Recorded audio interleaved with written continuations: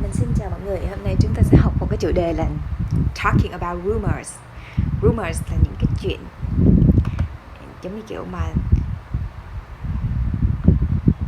cái tin đồn mọi người ha. Những cái lời đồn. Sam, have you heard? Bạn có nghe gì về Ron may to be fired?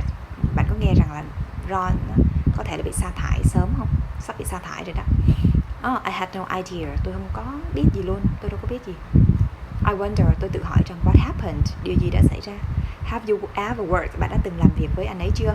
Yeah, I worked with him last year. Năm ngoái thì tôi có làm việc với anh ấy.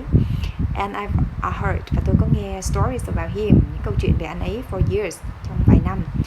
I've never worked with him directly. Tôi chưa từng là làm việc trực tiếp, directly trực tiếp. Nhưng but I know, nhưng tôi biết people, những cái người that have and và những người họ đã từng đó mọi người, that have tức là họ đã từng làm việc.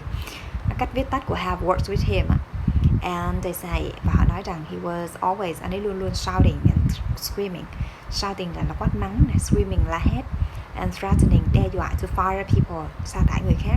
And Martha told me, Martha nói với tôi rằng he took credit of one, anh ấy took credit of là đánh giá về một cái người for no idea, không có cơ sở nào hết. She had this idea, cô ấy có cái suy nghĩ này for a project. Cô ấy có một cái ý tưởng trong một cái dự án, and she brought it up, cô ấy đưa nó ra at a meeting, trong cuộc họp, and he liked it, và anh ấy thích cái ý tưởng đó. He made her to do, he made her do tức là anh ấy nó để cho muốn cô ấy là làm all the work, cho work planning, làm tất cả mọi việc để chuẩn bị cho planning, lên kế hoạch cho cái việc đó. Then sau đó when the project actually got started, khi mà cái dự án này thực sự là bắt đầu started là khởi động rồi, Martha was left out of it, thì Martha bị đưa ra khỏi cái nhóm đó, khỏi cái kế hoạch đó, and her name, và tên cô ấy was not mentioned, không được đề cập anywhere, ở bất kỳ chỗ nào hết. I heard, tôi nghe rằng the project won, cái dự án này đã thắng an award, một cái giải thưởng, because it was brilliant, bởi vì nó xuất sắc. That's right, đúng rồi. Martha was red là đỏ mặt giống như tức giận. And she heard about, và cô ấy nghe về cái giải thưởng, khi mà cô ấy nghe về cái giải thưởng đó, bởi vì cô ấy didn't get credit, she deserved, cô ấy không có nhận được cái credit là cái công nhận mà cô ấy deserve và xứng đáng. But she couldn't do anything, nhưng cô ấy không thể làm được bất kỳ điều gì cả. Her hands, tay của cô ấy were tied, là bị trói, tay bị trói nhưng không làm được gì, bất lực. Rồi, Ron would have fired her. Ron thì sẽ là sa thải cô ấy if she dared, nếu cô ấy dám, cái chữ dare này ha, to report him, báo cáo anh ấy về cái việc đó.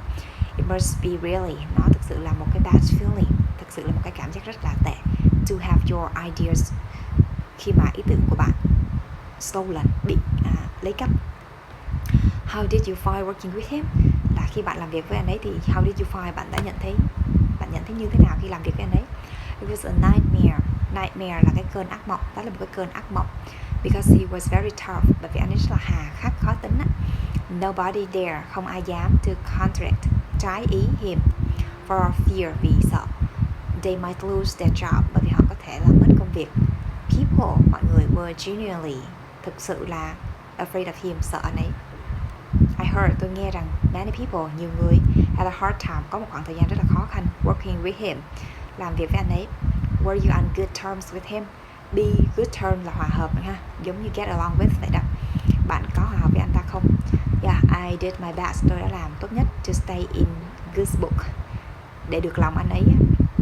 Mấy cái dạng thành ngữ mà ha, để được cái lòng, để hòa hợp, để được lòng anh ấy, because bởi vì I needed this job, bởi tôi cần công việc này.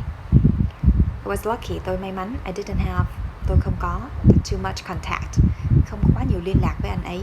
Bản thân tôi á, không có quá nhiều liên lạc với anh ấy. They're doing a full investigation, họ đã có một cái investigation là cuộc điều tra full, đầy đủ, toàn diện. So vì vậy, I suppose, tôi nghĩ rằng a lot of these story, những cái câu chuyện, nhiều những câu chuyện như thế này are going come to the light. Come to light là ra ánh sáng, những câu chuyện như thế này sẽ được đưa ra ánh sáng. I hope so, tôi hy vọng như vậy. I really hope, tôi thực sự mong he's not coming back, anh ấy sẽ không quay trở lại nữa. Dare, động từ nó nghĩa là dám ha. Do you dare, bạn có dám to come in, để đi vào that house, ngôi nhà đó không? How dare, làm thế nào, người ta thách thức. He take my car, mà anh ấy dám lấy cái xe của tôi without asking me, mà không hỏi ý kiến tôi. How did you dare to do that? Sao mà bạn dám là làm công việc đó, làm cái điều đó ha. Danh từ là sự cả gan nè, for dare, vì cái sự thách đố. Ví dụ he jumped off the bridge, anh ấy đã nhảy ra khỏi cái cầu, for dare là vì sự thách đố. Rồi bây giờ mọi người cùng nghe hội thoại nha.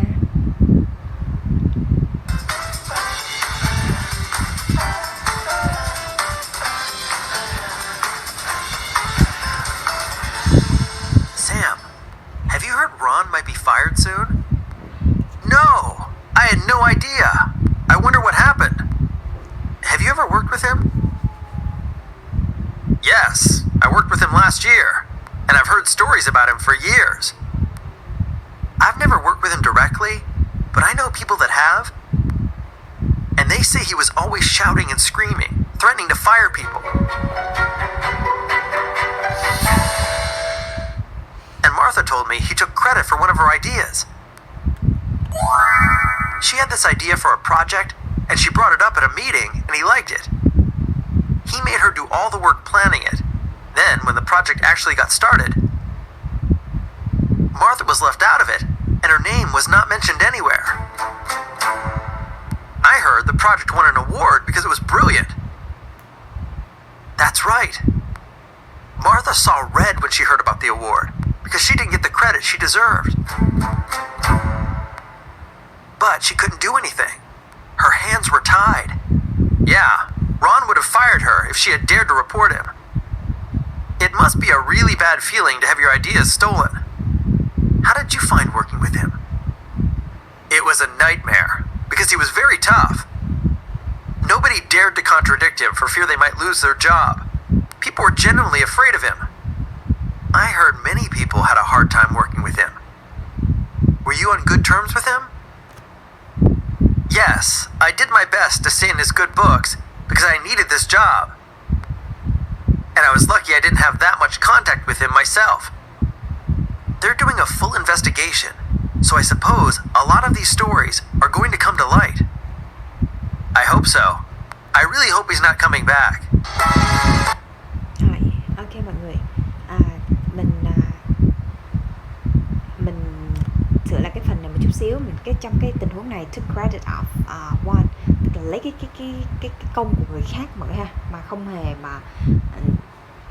không hề có lý do, không hề có cơ sở, không hề có một cái gì đó lý do hợp lý mà cứ công của người khác mọi người ha. Rồi, bài học ngày hôm nay đến đây là kết thúc rồi. Và mình xin chào mọi người.